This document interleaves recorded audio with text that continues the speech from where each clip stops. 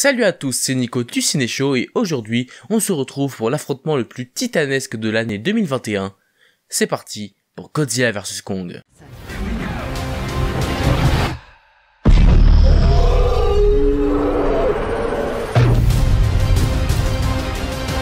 Godzilla vs Kong est le quatrième film du Monsterverse. Kezako, le Monsterverse est un univers partagé à la Marvel produit par la Warner Bros et constitué de 4 films mettant en scène des kaiju Ega, à savoir des monstres géants qui se tapent dessus dans un délire à la Smash Bros. Si à l'origine ces créatures japonaises comme Godzilla et les films qui les mettaient en scène servaient de message pour alerter sur le danger du nucléaire, c'est de nos jours plus un défouloir qu'autre chose. Mais les kaiju Ega c'est hyper important pour les japonais, donc on s'expose à un risque en les adaptant à une sauce différente. Et ça n'a pas loupé puisque mis à part King Kong, Godzilla lui a eu le droit à une adaptation par Roland Emmerich et avec Jean Reno qui n'a pas convaincu le grand public et le box-office. J'ai personnellement apprécié sans crier au génie pour autant. Mais des années plus tard, la Warner, voyant Marvel créer son univers partagé et faire un max de thunes, décide de créer son propre univers étendu sur ses fameux kaiju pour faire également un max de thunes, pour créer un projet artistique ambitieux et novateur. Cela commence donc avec Godzilla par Gareth Edwards en 2014, qui réalisera un joli score au box-office et sera plus apprécié que celui de Roland Emmerich, malgré certaines critiques qui trouvent le film chiant et avec peu d'action et pas assez de monstres. Et même si je suis d'accord sur le fait qu'il y a quelques longueurs, le fait de montrer peu souvent la créature renforce l'impact de ses apparitions, et notamment du climax qui est juste dingue à mes yeux, nous offrant de sublimes visuels et une tension palpable. Donc pas parfait, mais très intéressant à regarder. Ensuite on a eu le droit en 2017 à Kong Skull Island par Jordan Vogt-Roberts, qui réalisera également un bon score au box-office, mais sera également critiqué, mais ici pour différentes raisons, notamment sur le fait que le film n'arrive pas à choisir s'il est sérieux ou fun, et avance parfois trop rapidement. Et là je suis d'accord, malgré de chouettes visuels et des acteurs que j'apprécie, le film est beaucoup plus oubliable que son aîné, surtout si on le compare au King Kong de Peter Jackson.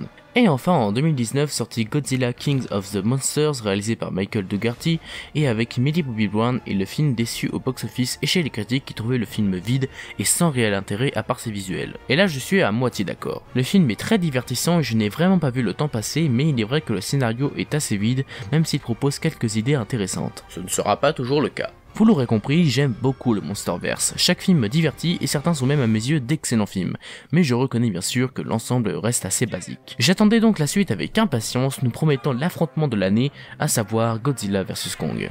Ce qui nous amène à notre film du jour. Godzilla vs Kong est un film américain sorti en 2021 et réalisé par Adam Wingard, réalisateur de Death Note Netflix et du requel du projet Blair Witch. Les acteurs des précédents films sont de retour comme Kyle Chandler et Millie Bobby Brown et Nicolas Coster-Waldau, acteur célèbre de Game of Thrones, rejoint le casting. Le film raconte l'histoire de Godzilla qui devient méchant et Kong qui doit le combattre pour sauver les humains. Ah c'est tout, vraiment ça peut tenir sur un post-it. On ne parlera pas du fait que le film soit sorti en achat digital, j'en ai déjà parlé dans ma vidéo sur le Covid et le cinéma que je vous invite à regarder dans la fiche juste ici, mais franchement, c'est n'importe quoi. Donc, que vaut ce film qui promettait un affrontement titanesque?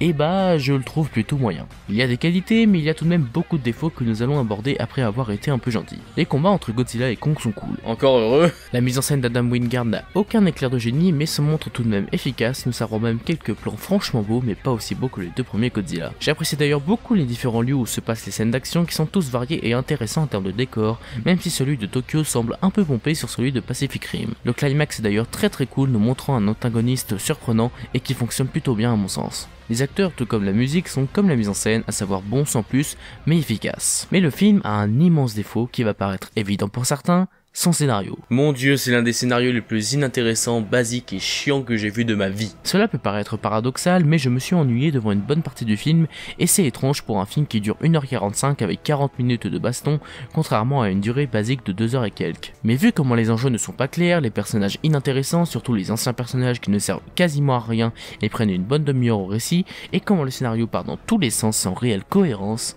et bah je m'ennuie. Et je sais que c'est le genre de film où il faut poser son cerveau et juste apprécier le grand spectacle, mais vu que je ne l'ai pas vu au cinéma mais dans mon canapé, et bah je vois beaucoup plus ce genre de choses. Et surtout, la raison pour laquelle Godzilla et Kong s'affrontent n'est jamais réellement expliquée. Il y a juste une vague supposition d'un personnage mais qui n'a pas vraiment de sens et qui me faisait demander à la fin si leur affrontement avait vraiment un sens. Dans les autres films, au moins t'avais une explication logique, mais là j'avais vraiment cette impression qu'on me disait qu'ils se battaient juste parce que c'est cool. Ajoutez à cela des facilités scénaristiques plus grosses que le biceps de Dwayne Johnson et des personnages plus clichés que dans tous les autres films et vous obtiendrez un mauvais scénario presque nanardesque alors que l'intention d'Adam Wingard était apparemment de nous impliquer dans son histoire et même, je cite, de nous donner la larme à l'œil.